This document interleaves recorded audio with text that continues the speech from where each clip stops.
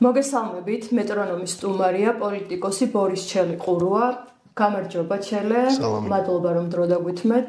ცოტა ხნის წინ დატოვეთ გირჩი მეტი თავისუფლება. მიზეზებზე საუბარს სანამ დავიწყებთ, რომ გითხრათ რა გეგმები გაქვთ და აპირებთ თუ არა პარტიის შექმნას.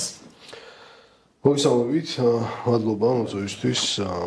ხო, პარტიის შექმნას ვაპირებთ, იმიტომ რომ ვინც ამოვედით და ვინც ახლა ერთად მუშაობთ, ყველას პოლიტიკური ბექგრაუნდი გვაქვს და ახლა იმის პრანჭოა რომ მოძრაობა გავაკეთოთ ან რამე სხვა პოლიტიკური ორგანიზმი, საბოლოო ჯამში ყველა ხვდება, რომ ჩვენ რაღაცა მაინც პარტია დავიქვემით, ერთად დავარეგისტრირებთ თუ არა და როგორც კი რაღაც ერთ სახელს ავიღებთ და მაგ სახელს ვიტყვით, რეგისტრაციის გარეშეც ყველა მიხვდება, რომ ეს არის პარტიის ამბიციის მქონე რაღაც შესაბამისად. პირდაპირ პარტია გავაკეთოთ, კარგი იქნება. ეხლა ვართ ფიქრის და უკვე თან რაღაცების კეთების პროცესში ჯაფარას ციხეში წასვლამ ცოტა შეგვაფერხა, იმიტომ რომ ჩვენი ფოკუსი სხვა რაღაცაზე გადავიდა უფრო მეტად, მაგრამ აი გონია რომ თან არ გვეჩქარება რა ეს ამ არჩევნებზე ჩვენ არ გავდივართ, კაფეო დავაფიქსირეთ პოზიცია, შესაბამისად ხვალდაზე პარტიის გაკეთება არ არის სავალდებულო. ხვდებით ბევრ კარგ ადამიანს, ვესაუბრებით, რაღაც რესურსების მობილიზებას ვაკეთებთ, იმიტომ რომ რესურსები არ აქვს, მოძახარო და ქვეყანაში სულ უფრო და უფრო ილევა პოლიტიკისთვის გამოყოფილი რაღაცა რესურსების რაოდენობა და ვნახოთ უახლოეს მომავალში იმედი გვაქვს, რომ პარტიით შემოვალთ პოლიტიკურ ველს. მიზეზებზე რომ ვისაუბროთ, რატომ გადადგით ეს ნაბიჯი, რა იყო ის საკითხები, რაზეც ვერ თანხმდებოდით პარტიასთან და მიიღეთ ეს გადაწყვეტილება? სურა ყოველთვის იყო ერთობის რაღაცა მომხრე და იყო ადამიანი, რომელიც ერთობაზე მუშაობდა აქტიურად წლების განმავლობაში და საბოლოოდ სულ მაგაზე ქონდა კამათი, რომ როდის მიხვდები სურა არ გამოვა ხალხისგან არაფერი, შეიძლება ერთობა მართლა გამოსავალი იყოს, მაგრამ ეს ადამიანები ვერ მოახერხებენ იმას, რომ რაიმე მართლა რეალურად მუშა ერთობის წევრები გახდნენ, თქო სულ ამას ლაპარაკობდით და საბოლოოდ მივედით იმ დუღილის წერტილამდე არჩევნების მერე, რომ უკვე ხედავდი, რომ ფიზიკურად არ გამოვიდოდა, ზურა ამბობდა, რომ ამის იქით გზა არ არის და რაღაცა ჩვენი პოლიტიკური ხედვები მიუხედავად იმისა, რომ კარგი მეგობრები ვართ და მიუხედავად იმისა, რომ ერთი იდეოლოგია გვაქვს, პოლიტიკური გზა გაიყო, ჩვენ არ გავაგრძელებდით იმის ლაპარაკს, რომ ერთობა კარგია და ერთობაა გამოსავალი და რაღაცა სალომე ზურაბიშვილის ირგვლივ უნდა გაერთიანდნენ ვიღაცები, ხო? არ მოგწონს ეს და ეხაც მგონია, რომ ფიზიკურად არ გამოვა. უბრალოდ ეხლა მაგაზე ბევრი ლაპარაკი და ახსნაც მე აღარ დაგსვლა და გამომდინარე იქიდან, რომ ზურა დააკავეს და მე აღარანაირი აზრი არ აქვს ეხლა ვინ რომელ პარტიაშია და ვინ საიდან წამოვიდა, რომ თავარია, როცა შენ მეგობარი ციხეშია, შენ ვალდებულება რომ დაეხმარო და ეხლა უფრო მაგაზე ვარ კონცენტრირებული. ერთობის ილუზია მაინც იყო, როდესაც იკრიბებოდნენ სალომე ზურაბიშვილთან სხვადასხვა ოპოზიციური პარტიების ლიდერები და თითქოს ჩანდა, რომ ერთიანი პოზიციას აფიქსირებდნენ. არა. საბოლოოდ რამდენად შეთანხმებულად მოქმედებდნენ ოპოზიციის წევრები, ცალკე საკითხია. არ ჩანდა, პირიქში მაგის არ გეთანხმებით, რომ სადმე ჩანდა ერთობა, ანუ ადამიანები ერთად. ილუზია მაინც იქნებოდა, როდესაც იკრიბებოდნენ მოლაპარაკებებზე, მაგრამ მათ სამოქმედო გეგმაში არ ჩანდა, რომ ისინი დაუშვათ მოქმედებაში არ ჩანდა, რომ ისინი შეთანხმებულად მოქმედებდნენ. ადამიანები ერთმანეთის გვერდით ვერ დგებოდნენ, სულაც ასუღურებდით, ერთი პოლიტიკოსი მეორეს გვერდით არ დგებოდა პრინციპულად და რაღაც იწოდნენ და უცნობად იდგნენ კიდეც. ერთობა ზოგადად კარგი სიტყვა და ჩვენ გერბზე წერია, რომ ძალა ერთობაში, მაგრამ ამის იქეთ ერთობას ხო რაღაც მართლა შინაარსი უნდა გქონდეს რეალურად ადამიანები რაც შინაარსის ირგვლივ უნდა გაერთიანდნენ, იმიტომ რომ პირველად ერთმანეთს იქ მგონი არავინ არ მოწონს პირველად და ეს არ გაერთიანებთ. ან ლიდერი იყო საჭირო და სალომე ზურაბიშვილის იქეთ ლიდერი არ მოინახა, ანუ ისევ ბიზნე ევანიშვილის მიერ შექმნილი რაღაცა ბჭყალებში ლიდერი არის ადამიანი, რომელიც ჩემთვის თავიდანვე არალეგიტიმური პრეზიდენტი იყო, ყავადაშვილის არ იყოს ბიზნე ევანიშვილის დანიშნული იყო თავიდანვე. და ამას რო თავიდანვე ეხლა სალომე ზურაბიშვილი გამოვიდა და გააკეთა განცხადება კონკრეტულ არჩევნებთან დაკავშირებით და რამოდენიმე საათიც კი ვერ გაძლო ამ განცხადებამ უკვე ასთა სხვადასხვა ვიხილეთ თვითონ ოპოზიციური პარტიების შიგნით არჩევნებზე გასვლასთან დაკავშირებით და მე სალომესთან კი არ მაქვს პრობლემა. მე მაქვს იმ ხალხთან პრობლემა, ვინც მეუნება, რომ აი სალომე ზურაბიშვილი უნდა იყოს რაღაცა ჯერ არ შექმნილი და ჯერ არ არსებული ერთობის ლიდერი. იმ ხალხთან მაქვს პრობლემა, ვინც სინამდვილეში ამ ადამიანს იმ პასუხისმგებლობას კიდევს, რომელიც ჩემი აზრით მას ამის აკიდება არ უნდა, იმიტომ რომ თვითონ რაღაც მე დიპლომატი ვარ, პოლიტიკოსი არა ვარ. ხო და ამის ეს ერთობის ილუზიაც გქონია, რომ ხალხის თავში არ არსებობს, ხალხის თვალში უბრალოდ მაინც არსებობს რაღაცა ეფემერული იდეა და გაერთიანების შემთხვევაში ჩვენ რაღაცა მოვიგებთ უფრო მაგრად ვიდრე მოვიგეთ ეს არჩევნები რა საბოლოოდ ალბათ თავიდან მე მგონია რომ კი ზოგადად ძალა ერთობაშია და რაღაცის გამოდნობა აქედან შეიძლება უბრალოდ პოლიტიკური პარტიების ხიბლი განსხვავებულობაშია და ამ განსხვავებულობით უნდა ვებრძოლოთ ერთგვაროვან და რაღაცა ერთიან უფერულ მასას, რომელზეც კათოლიკოსი რა ქვია, პირიქით ჩვენ დავაჩვენოთ, რომ მიუხედავად ჩვენი განსხვავებისა არის კონკრეტული შინაარსი, რომელზეც შეთანხმებულები ვართ. ის გამოვაჩვენოთ, რომ ხა ვიკრიბებით და ლაპარაკი შეგვიძლია ერთმანეთთან ჩახუტებულები ვართ და სადმე ერთიანი სიტ გავდივართ არა ჩვენ დავაჩვენოთ კოალიციური მართვის მოდელი ხელისუფლებაში მოსვლამდე რა განსხვავებული ადამიანები რომლებიც ვერაფერზე ვერ თანხმდებიან შეიძლება თანხმდებიან ფუნდამენტურ რაღაცებს არის თუ არა რესურსი ოპოზიციაში თვითონ რომ ეს პრობლემები მოაგვარონ რესურსი არის პირველ რიგში რესურსი არ იყოს დიდად როსაც არ დავხარჯავდი ამ პრობლემების იდენტიფიცირებაზე თავი გამოწვევა ხე ის არის რომ ერთი აქტიური პოლიტიკოსი და ოპოზიციური კოალიციის ერთ-ერთი ლიდერი ციხეშია და კიდე ორ ლიდერს უპირებენ დაკავებას აბსურდული მიზეზით ხო ნიკამელიას პროცესი იქნება და სავარაუდოდ მასასთან ნიკაგვარამ ესე ციხეში გაუშვებენ ეს გამოწვევა ოპოზიციის და მთავარი პრობლემა ეხლა რაც მქონი არის ბუნდოვანება რომ თავიანთი ამორჩევლისთვისაც კი გასაგები არ არის ეხლა რა პროცესი არის კონკრეტულად რა საქმეს აკეთებენ ოპოზიციური პარტიები იმის გარდა რომ რაც ჩვენ საერთაშორისო პარტნიორებს ემუშავებიან რას აკეთებენ კონკრეტულად რას აპირებენ აი ორი კვირაც კი ოპოზიციური პარტიის ამორჩევლისთვის არ არის ნათელი შემდეგ ორი კვირის მერე რას აპირებს კონკრეტული ოპოზიციური პარტია მე რეალურ საქმეს ეხლა იმის იქეთ რაღაცა ჰობის მოძებნა შეუძლია ნებისმიერ პოლიტიკურ პარტიას ისიც კი ვერ გააგებინეს ხალხს რომ აი რაღაცა აპირებენ თუ არა მიიღონ არჩევნებში მონაწილეობა და რატო აპირებენ ან რატო არ აპირებენ თავი პრობლემა ის არის რომ ყველა თავის არჩეულ გზას ახავს გამოსავალ მაგალითად ვინც ამბობს რომ არჩევნებზე არ უნდა გავიდეთ, გვეუბნება რომ არჩევნებზე არ გასვლა გამოსავალია. ვინც ამბობს უნდა გავიდეთ, გვეუბნება რომ გასვლა გამოსავალია. და სინამდვილეში არც ეს არის სწორი, არც გასვლა არ არის გამოსავალი თავისთავად, არც ბოიკოტი არ არის გამოსავალი. უბრალოდ რა გადაწყვეტილებაც არ უნდა მიიღონ, გულწრფელად უნდა ახსნან და ადამიანებს უნდა აუხსნან მართლა თუ იქნება მიზეზი ის რომ კონკრეტული პოლიტიკური პარტია გადარჩეს და რაღაცა პარტიული სტრუქტურა შეინარჩუნოს რეგიონებში, ესეც კი გულწრფელად უნდა თქვან და პოლიტიკური ფასი უნდა გადაიხადონ. და ამის იქით ნებისმიერ ის გადაწყვეტს რომ ისევ ხალხი მოატყოს და ბიზნესმენების ტყუილების ლაპარაკში შეეჯიბროს წააგებს, იმიტომ რომ ფულის ხარჯვაში და ტყუილების ლაპარაკში ქართულოსნებას არ უნდა შეეჯიბრო. უნდა შეეჯიბრო იმაში, რაც შენ უფრო მეტი გაქან, უკეთესი გაგდა. ეს იქნება გულწრფელობა, ეს იქნება სიმართლის ლაპარაკი, რისი რესურსიც არსებობს ყოველთვის თუ ადამიანს ვიტყვით რომ იმის რესურსი არ აქვს სიმართლე ლაპარაკოს. მისგან პოლიტიკოსი მაინც არ გამოვიდა აზრი არ იქნება მაგის განხილვას. ისედაც თვითმმართველობის არჩევნებთან დაკავშირებით ორი პარტიის პოზიცია განსაკუთრებით ბუნდოვანი. არსებობს მოსაზრება, რომ ისინი მიიღებენ მონაწილეობას. გუშინ გახარიეს ბრიფინგმაც უფრო მეტი კითხვის ნიშანი გააჩინა. მას უშუალოდ არ უთქვამს, რომ მიიღებს მონაწილეობას, მაგრამ თქვა, რომ იმზადება ნებისმიერი შემდგომი არჩევნებისთვის. კიდევ კითხვის ნიშნები არსებობს ლელოსთან დაკავშირებით.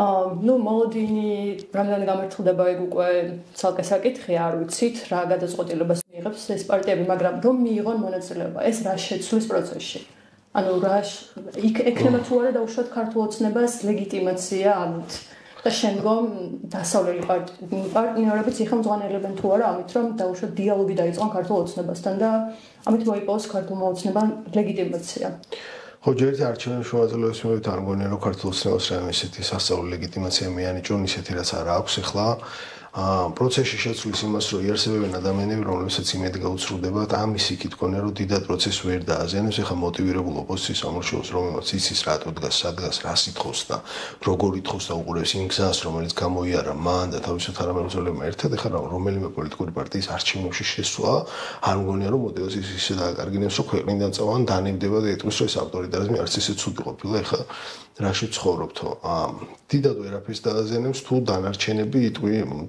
თუ დანარჩენები თან უფრო კარგად იმუშავებენ და თავიანთ გადაწყვეტილებას უფრო კარგად გააცნობენ საზოგადოებას რაც შეეხება იმას მიიღებს თუ არა მონაწილეობას ერთი ძალიან სწორია რომ პოლიტიკური პარტია იმზადება არჩევნების ჩვენ თუ ვითხოვთ ახალ არჩევნებს ყველა არჩევნების უნდა იმზადებოდეს რაც შეეხება მიიღებენ თუ არა მონაწილეობას მე არ ვიცი რა თქმა უნდა შანსი არსებობს რომ მიიღონ მონაწილეობა შანსი არსებობს ასევე მიიღონ მონაწილეობა იმ პარტიებმა რომელიც ამბობენ რომ არ მიიღეთ მონაწილეობასო ასე რომ ვის უნდა დაუჯერო და ვის უნდა ენდო არ ვიცი რომ ლოგიკა არავისი არ მესმის სინამდვილეში რატო არ უნდათ რომ არ მონაწილეობა მიიღონ რატო უნდათ რატო არ უნდათ ეგ უფრო მესმის ვიდრე ის რატო უნდათ იმიტომ რომ ამას ახლა უფრო მეტი ლოგიკა აქვს და რატო უნდა თმაზლებს მე რა შედეგი შეიძლება წამო გულწრფელად ამოსვით თქვენ ჩემთვის როგორც რიგითი ამორჩევლისთვის იქ რა მისაღები და მე რა ლანძღოს არ დავიწყდა იმიტომ რომ ადამიანმა სიმართლე მაინც მითხრა ესეთი დაბალი რაღაცა პოლიტიკური სტანდარტი გვაქვს ახლა ქვეყანაში და ამის იქით ისე იმას რომ დაუბრუნდეთ რას დააზიანებს ჩემზე დიდად ვერაფერს დააზიანებს თუ აქეთ შეიქმნება პოლიტიკური პროცესი ან ალტერნატიული პოლიტიკური პროცესი. ჩვენ ახლა პოლიტიკური პროცესი არ გვაქვს, მაგიტო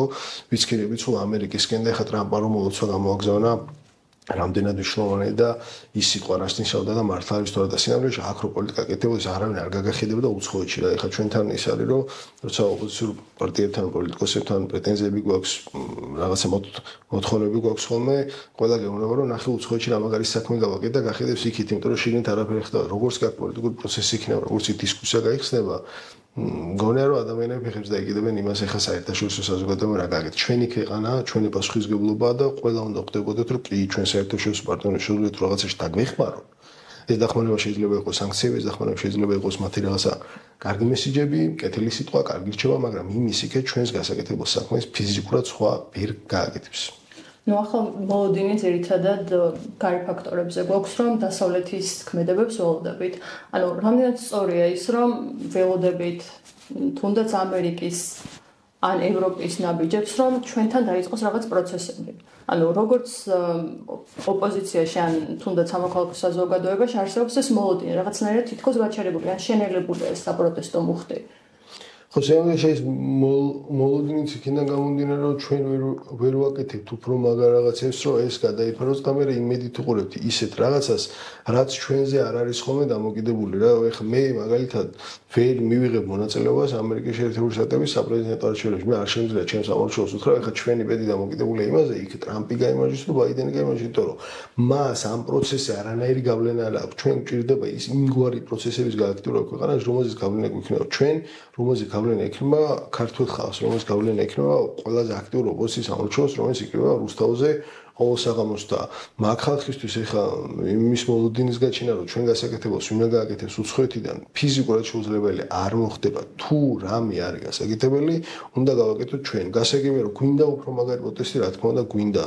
მაგრამ იმასაც უნდა ხვდებოდეთ, რომ ბუნებრივი პროცესი აქვს, აღმავალი და რაღაცა აღმავალი ტრენდი და ნებისმიერ შემთხვევაში მაქვს იმის მერე, რომ ამ ქვეყანაში რუსეთი არავის არ იქნება და ვერ შეძლებენ ჯიბეშოს მართლმანები უდევთ ისეთი ახალგაზრდების რაღაცა დამონებას, როგორც ახლა ბიზნესმენები რაღაცებს იმონეს და კიდევ ერთი რო ვთქვათ რა, ყველაზე კარგი, ყველაზე იმედისმომცემი რაც არის ის, რომ გვინახავს ის 100,000-ობით ადამიანი, ვინც სადიყო კი არა რისკავდა საკუთარ ჯანმრთელობას იმისთვის, რომ საკუთარი პრინციპი დაეცვა. ეს ხალხი ხო არ გამქრალა. ხო, შანსი არ არის, რომ ყველა ხანდახარ იყო და ამ ქვეყანას წასულიყო. ეს ადამიანები სახლებში არიან. კი, 1 ლარი უნდა მეტროში ჩასვლა და 1 ლარი უნდა რომ გაატარო და ისე თავისუფლების მოედანზე ამოხვიდე და ისე პარლამენტთან დადგევრაოდ. ხდება ხოლმე, რომ ხა რაღაცა პატარაში აზრს ვერ ხედავენ. აბა კიდევ ერთხელ გამოვიდეს ქართული ცნობა და რაღაც ისეთი იდიოტობა თქოს, რაც მაშინ თქვა, ნახავ თუ ყველა ეს ადამიანი ისე პარლამენტთან არ გასცეს. ქართული ოცნების რაღაც განცხადების მოლოდინში ყოფნა ხო არ არის სწორი? რა უნდა გააქტიუროს სამხედრო პროცესები? კი. ეს პრობლემა ჩვენ რო რეაქციონერები ვართ და იმათ რო ველოდებით და პრობლემა იყო არჩევნების მერე რომ ხალხი ხა ოპოზიციას ვერ გამოყავდა და კობახიძის განცხადება გამოიყვანა, უბრალოდ თან მაგარი პლუსი იყო ის, რომ ეს ადამიანები რაღაცა ვიღაც ლიდერის და წყემსის გარეშე თვითონაც ბუნებრივად ხდებიან, როდის უნდა გამოვიდნენ ქუჩაში და რა უნდა გააპროტესტონ, როგორ და რა დოზით. მე უბრალოდ იმის თქმა მინდა, რომ ეს ხალხი ისევ აქ არის არავინ დანებებულა, ელოდებიან საჭირო მომენტს და ოპოზიციას ხო საჭირო მომენტს უნდა ელოდოს და კარგ ფორმაში უნდა იყოს. პოლიტიკური პროცესები თუ გააქტიურდება, ჩვენც შეგვეძლება იმგვარი ნარატივის შექმნა, რომელზეც პასუხისმგებლობა მოუწევთ მათ. ეხლა ხო პირიქს ჩვენ გვიწევს, რომ მოდი ჟურნალისტი და თქვა კობახიძემ რაღაცა, რას ფიქრობთ კობახიძეზე? მე ვეუბნები, რომ კობახიძეზე საერთოდ არ ვფიქრობ, უბრალოდ ეს პასუხი არავის არ მოწევს. ჩვენ მაინც რაღაცა კომენტატორებად გადავიქეცით და ისის მესმის რომ მარტივი ეხლა რაღაცა პრობლემაზე ილაპარაკო და ის თქვა რომ ეს გამოსასწორებელი, მაგრამ თავარი ის არის რომ პრობლემა ნახევრად გადაჭრილი გაქვს თუ ზუსტად შეიძლება ჩამოაყალიბო რა არის სინამდვილეში პრობლემა. ეხლა ჩამოაყალიბოთ რა არის პრობლემა და მე უნდა ვიმუშაოთ გადაჭრაზე. ასევე ლეგიტიმაციის პრობლემა არსებობს ოპოზიციურ პარტიებთან მიმართებით, ქართულ სინას რო თავი დავანებოთ, მე მაინც მოყვარეს რომ პირში უნდა უზრახო იმ მოუდით მოძრაობ და ამ ლეგიტიმაციის პრობლემის გადასაჭრად 21 საუკუნეში არსებობს უამრავი ციფრული სოლუშენი. ერთ-ერთი გამოყენებას ვაპირებთ ჩვენ, კარგი იქნება თუ სხვა პოლიტიკური პარტიების იგივეს გააკეთებენ. ნაციონალურ მოძრაობაში იყო ამგვარი იდეა კოალიციაცულებისთვისაც არის, მას ჰქონდა ამგვარი იდეა, გირჩა შეეხება გირჩი, წლების განმავლობაში აკეთებდა მაგას. დღეს საპროტესტო მუხტი თითქოს შენელდა, მაგრამ სწორია ის, რომ არ შეცვლილა ამ ადამიანების პოზიცია. ყველაში ისევ არსებობს. ეს არ არის საზოგადოება, რომელიც დაუშვათ კონკრეტული რეაქცია თუ იქნება ან განცხადება, სახლში დარჩებიან და არ ექნება ზუსტად იგივე რეაქცია, რაც ჰქონდათ 28 ნოემბრის კობახიძის განცხადებაზე. ქართული ოცნება დღეს ჩვენ ნახეთ, რომ ძალიან ბევრი ადამიანი გაუშვეს დატოვეს თანამდებობა, დატოვეს თანამდებობა ეს პირობითად, ვიცით, რეალურად რა პროცესებიც მიმდინარეობს. რატომ მიდიან თუნდაც ძალოვანი უწყების თანამშრომლები? ზუსტად არ შემიძლია გითხრათ, ზუსტად შემიძლია და ნამდვილი ინფორმაცია რო ვიცოდე, ხა ვარაუდი, რაც მაქვს არის ის, რომ კობახიძე თავისი ერთგული კადრებით აკომპლექტებს თელს სახელმწიფო აპარატს. კიდევ მოვისმინე უამრავ ვარაუდი, რომ ჩვენი კიდევ ერთი გამარჯვება, რომ შინაგან საქმეთა მინისტრი გადადგა და ასე შემდეგ. რომ შუნა ხვდებოდეს, რომ არავინ არ გადადგა, ხი ისეთია გამელავება, რომ თქვა, რომ მე მივიღე გადაწყვეტა, მე რო ვთქვა, რომ მე მივიღე გადაწყვეტა, რომ გამომელოდებული ხარ, არც ერთ სცენარიაში ეს გადაწყვეტა არ მივიღე და არჩევანი არ ქონდა რაღაცა. მოხდა და მაგაზე ეს მოსისულე მათ არანაირი გადაწყვეტა არ მივიღეთ და ზოგადად როცა მუშაობდნენ, მაშინაც არანაირი მნიშვნელოვანი გადაწყვეტა არ მივიღეთ. ჩვენ უნდა გვესწროს რომ თავარი რა შეიძლება ბევრი სახი გაქრის ჩვენი თვალთახედვის ვარიდან ისე როგორც გამქრალა ადრე მე ვიღაცა სემექში დააწყებია მუშაობა ნარვანიასავით სიპებში და აიპებში და ასაკმო და ისევ ჩვენ ხარზე ფული აკეთებენ უბრალოდ წინახაზე არ ყავდეთ და ჩვენ მათ სახეზე ვერ ვხედავდით იმის იქეთ ადამიანებს უნდა უხსნათ რომ ნიშნულობა არ აქვს გომელაური იქნება ლილუაშვილი იქნება გელაგილაძე იქნება თუ მე ვიქნები ჩვენ რასაც ვერ ვძვით არის სისტემა კი უფრო კარგი კაცი თუ იქნება და უფრო დამოუკიდებელი ალბათ ცოტა წინააღმდეგობას გაუწევს მაგრამ სისტემა მაინც არ მიცემს საშუალებას რომ რაღაცა რეალურად გამოსწოროს ჩვენ რაც გვინდა არის სისტემის ცვლილება იმგვარად რომ კონკრეტულ სახელ და გვარზე არ იყოს დამოკიდებული და ხელისუფლება მართლა დანაწილებული იყოს რომ ერთი პარტია არ მართლდეს მაინც და მაინც ყველაფერს ეს არის ისევ ასახელი და არა კონკრეტულ ვიღაცა სახეზე გამოკიდება და სახელ და გვარზე გამოკიდება ქართულ ოცნებაში რა პროცესის არ უნდა მიმდინარეობდეს ჩვენ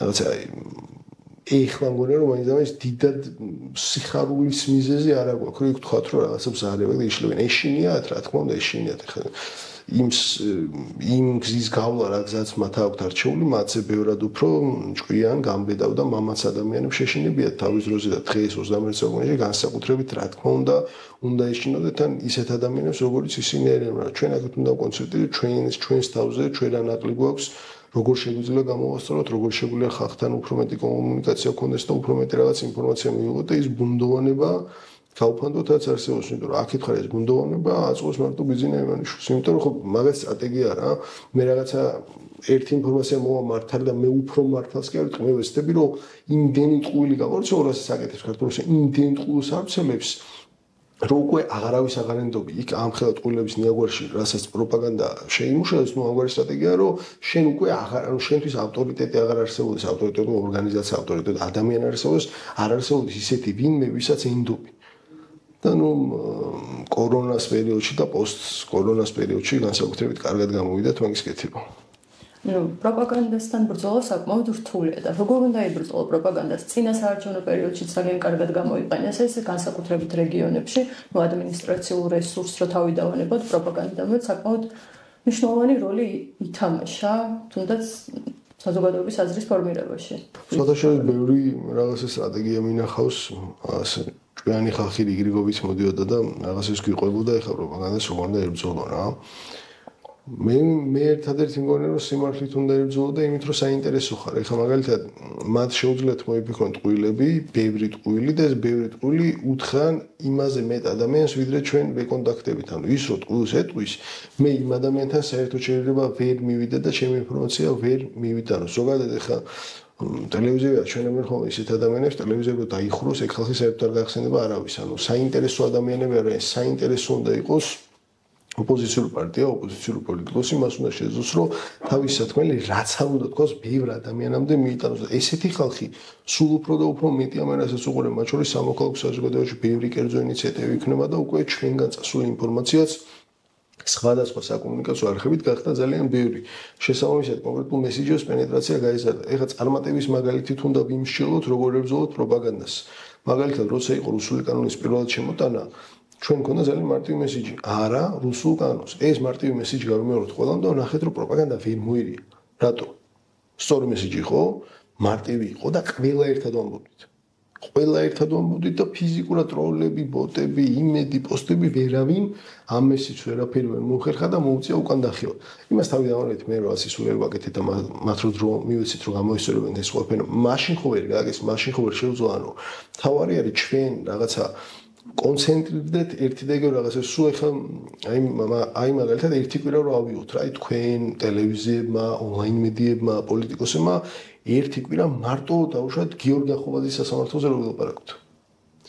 ამ ერთი კვირის განმავლობაში შეგვიძლია რომ ყველას გავაგებინოთ ამ ქვეყანაში, რომ საქართველოში მინიმუმ ერთი პოლიტპატიმარი ყავს გიორგი ახობაძე და ყველას გავაგებინოთ რომ პოლიციელები იტყუებიან მის სასამართლოს ხომაზე და ყველას ვაჩვენოთ რომ მოსამართლე არ აძლევს მტკიცებულების მოპოვების საშუალებას, არ მისცა უკვე ფიზიკურად აღარ ისევს მტკიცებულება. ანუ თუ გავერთიანდებით რამეში და თუ რამე კოორდინაცია გვექნება, პროპაგანდას ამ ბრძოლის ნაწილში უნდა კონდეს კოორდინაცია. ერთად უნდა ვიყვიროთ რომ უფრო მეტ ადამიანს გავაგონოთ რა. ერთობად რამე შესაძლოა მე თუ მკითხავთ აი ამაში. პატიმრების გათავისუფლება არის ერთ-ერთი მთავარი მოთხოვნა, რომელიც ამ აქციებსაც ჰქონდა. ხშირად დადიხარ ხოლმე პატიმრებთან, გაქვთ მათთან კომუნიკაცია. განწყობაზე აღარ ვიტყვი, იმიტომ რომ თვითონაც აფიქსირებენ, რომელი განწყობა აქვთ და მე მგონი იქ უფრო იგრძნობა ეს მათი მყარი პოზიცია ვიდრე გარეთ. ქართული ოცნება დაიწყებს თუ არა ვაჭრობას, მათ შორის პატიმრების საკითხითაც. Ну თუ მათ დაუდგებათ იმგვარი სიტუაცია როცა უნდა ივაჭრონ, რა თქმა უნდა, ეს არის ასეთი, რომელთაც შეუძლიათ ვაჭრობა, რაც უფრო მეტ ადამიანს დაიჭერენ და დაატყვევებენ, რაც უფრო მეტ იდიოტურ განმს მიიღებენ, მით უფრო მეტი სავაჭრო იქნება. თუ ეხლა დღეს არ ჩანს იმგვარი რამ ჰორიზონტზე, რომ ვაჭრობის დაწყება უნდათ და მოლაპარაკების დაწყება უნდათ. არავის მოსალაპარაკებლად არ აგზავნიან, უკან არ იხევენ და ზოგადად მგონია, რომ აქეთ ამ მხრიდან ეხლა არც არაფრის მიღება არ სურთ. ჯერ მიდიან აი რაღაცა ბიზნესმენის ბიზნეს მოდელით, რომ ბოლომდე უნდა მიაწვნენ და შემდეგ უკვე მოლაპარაკება დაიწყონ, რქებით აწვევენ ეხლა ბოლომდე და ეს გაგრძელდება ჩემი აზრით არჩევნების მერეც ცოტა ხანი რომ საბოლოოდ რაღაცა ცოტა მათ უნდათ რომ სიმშვიდის განცდა მიიღონ და აქეთ უბრალოდ რა რეაქცია იქნება მაგას ხოდ ვარაუდობენ ისინი გონიათ რომ თუ ეს რქებით მიაწვევიან აქეთ ადამიანები უფრო და უფრო დამშვიდებენ თუ ესე მოხდება მე რა ვაჭრობას აღარ დაჭირდება უბრალოდ შეიძლება რომ ეს ადამიანები გამოუშვას თუმცა ამის რაღაცა ნუ მოწყალე რო გამოჩნდეს მაგრამ ამის იქით დღეს ეხლა რო ვთქვა რომ აი ბიზნესმენს და ქართულ ოცნებას რაღაც ისე ძალიან უნდა ჩვენგან რომ ამისთვის მზად არის 50-ზე მეტი პოლიტპატიმარი რომელთა საქმე არის გახმაურებულია ციხიდან გამოუშვას ну ამ რაღაც ვერ ვიტყოდი ну საყოველთაო კაპიტულაცია არსებობს რა თქმა უნდა ყველამ რო ფარხმალი დავყაროთ უბრალოდ რაიმე მართლა ლოგიკურ სავაჭრო საქონელზე ვამოჭყალებში ეგეთი ჩემი აზრით არ არის დღეს საზოგადოების საკმაოდ დიდი ნაწილი ნიჰილისტურად არის განწყობილი პროცესებისადმი, იმიტომ რომ იყო ძალიან დიდი საპროტესტო მუხტი, მაგრამ რეალური შედეგი რაც იყო მთავარი მოთხოვნები, ეგ ვერ დაკმაყოფილდა. ამის გათვალისწინებით, რას ეწყოდი იმ ადამიანებს, რომლებსაც აქვთ ეს ნიჰილისტური განწყობა, ისი იმედი უნდა ჰქონდეთ? ადამიანებს უმეტესობას ყოველთვის რაღაც იმედი არ ქონდა და სულ წუწუნებდნენ, იმიტომ რომ ეგეთი ცხოვრება ქონდა რა. 1000 დამყრობელი იყო, შორს რა წავიდეთ, სპარსეთი იყო, ოსმალეთი იყო, მე მეფის რუსეთი იყო, მე ძალიან ცოტა ხანი დამოუკიდებლები ვიყავით და კარგად გამოგვივიდა, მაგრამ მე ეგრევე საბჭოთა კავშირი იყო და 79 წლის განმავლობაში საბჭოთა კავშირმა 1000 იდიოტობა გვიქნა, მაგრამ მაინც ეროვნული მოძრაობა შეიქმნა. მაშინ ხო იმედი გადაწყვეტილი უნდა ქონოდა ადამიანს და ეროვნული მოძრაობა შეიქმნა.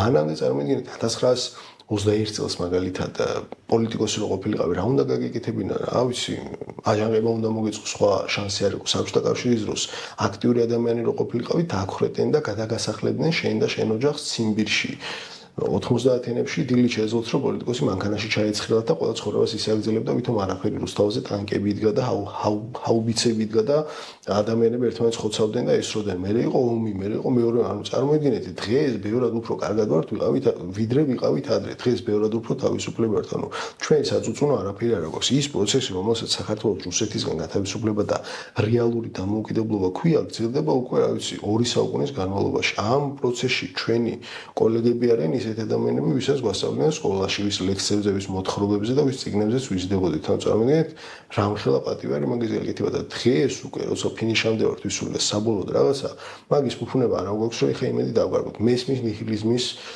იმედის დაკარგვის მისმის რაღაც ნაწილში უბრალოდ ეს არის კონკრეტული პერიოდი და უნდა მოიხადო როგორც ახდელი და მე ისე უნდა მიხვდე რომ გააქვს რაღაცა მისია და ისე და ეხლა შენთვის გაჩერება არ შეიძლება იმიტომ რომ წინაპრებზე რო ლაპარაკობ და რაღაცა რომ ამაყობ რაღაც შენი წინაპრები შენს უნდა გესმოდეს რომ ვიღაცის წინაპარი ხარ და ვიღაცა მე შენზე ეგრე ილაპარაკებს და ყველას ხო უნდა იქ სინამდვილეში და მაგის გააზრებით გონა რომ შეიძლება ნიჰილიზმთან ბრძოლა შეიძლება უიმედობასთან ბრძოლა და პლუს აქტიური მოქმედებებით უნდა ებრძოლო ეგეთ რაღაცებს დეპრესიას უნდა ებრძოლო იმით რომ უფრო აქტიური გახდე ვიდრე იყავი მანამდე თან ურემი გადაბრუნდება რა ეხლა ჩემნაირი თუ არის ვინმე ჩემნაირი კაცი ეგრე უნდა დაამშვიდო რომ ეხლა შეიძლება უყურებ რაღაცა მომავალს და ყველაფერი ცუდად გეჩვენება იმიტომ რომ შავი სათვალე გიკეთია მაგრამ უნდა იცოდე რომ ურემი გადაბრუნდება და ყოველთვის მოხდება რაღაც ისეთი რასაც არ ელოდები რომელიც ჩვენ სასიკეთოდ უნდა გამოიყენო შანსი გვექნება კიდევ ბევრი, მაგრამ იმედი მაქვს, რომ პირველივეს დაუხდებით ფორმაში და გამოვიყენოთ.